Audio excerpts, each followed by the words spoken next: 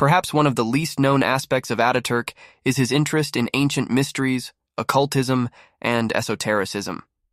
On his orders, research on Turkic currents from the last years of the Ottoman Empire to the early years of the Republic was compiled.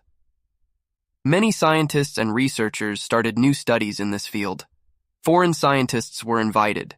In 1930, the Turkish Historical Society was founded. As a result of the studies, very rich sources and information were obtained.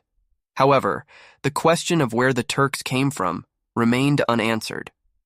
While the issue was slowly falling off the agenda, Atatürk himself was preparing short theses in the light of the available sources and discussing them at length with the academics he invited to dinner. Then, in 1932, retired General Tahsin Mayatepek visited Atatürk. Mr. Tahsin began to explain the similarities between the Mayan language and the Turkish language, and Atatürk's eyes lit up when he told him about the tablets he had found in India, which were told to him by British Colonel James Chruchward, who was known as a researcher of the Mu continent. Chruchward was immediately invited to Ankara the next day.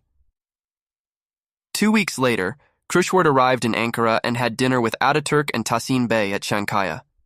Chruchward told Atatürk how he had found these tablets, that he had devoted 50 years to this research, that the language on the tablets was based on the ancient Maya, that between 200,000 and 70,000 BC, there was mention of a continent called Mu in the Pacific, slightly larger than Australia, and that it was thought that the inhabitants of the continent had reached a high civilization and then sank in a flood or deluge.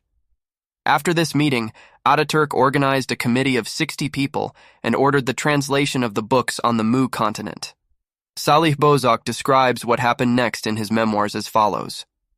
Gazi was very excited while the books were being translated, asking every other day, "Aren't the translations finished? Why is the committee working so slowly?" Finally, the translations were finished. The book was not printed but typed and